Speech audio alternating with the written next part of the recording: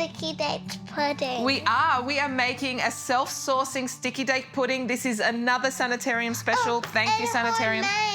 And homemade. This is a healthier version of your usual sticky date pudding. It still has sugar in it, but because of these cold months, I always love when someone comes over and you want to make them a nice winter type dessert. When I think of a winter dessert, I think of sticky date pudding because it's so warm and you put a little bit of ice cream or cream on it and it's just delicious, isn't it? Basically, we've got the self-raising flour. So a wholemeal self-raising flour.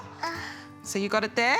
Okay, can you put it down? We'll put brown sugar in it. So we've got the brown sugar. You want to put the brown sugar in that? Awesome.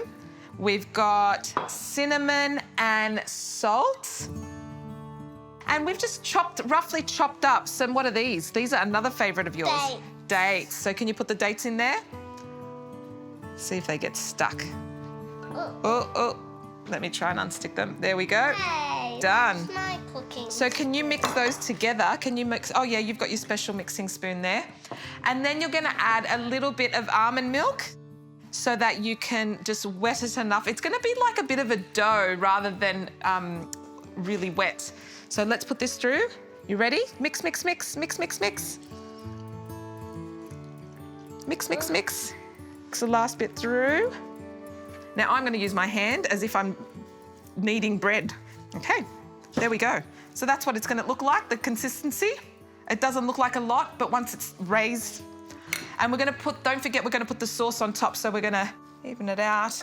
I've just lightly oiled the dish, just so that it doesn't stick. So we need some boiling water for the sauce. Can you put the butter in there? Why? Okay, well, ice a bit, yeah, okay. Yeah. And then we add some milk. That's just almond milk. Milk? Yep. Oop.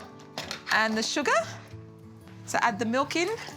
And then we just mix it until the butter's actually melted in there. We've just used like a Nutalex seed margarine, non-dairy butter. And can you add the sugar as well now? Sugar's this one or Yeah. that one? And the cinnamon, there's some cinnamon in that too. Cinnamon. And the sugar? And the sugar? Yep. Good work, darling. Oh, you are just a professional.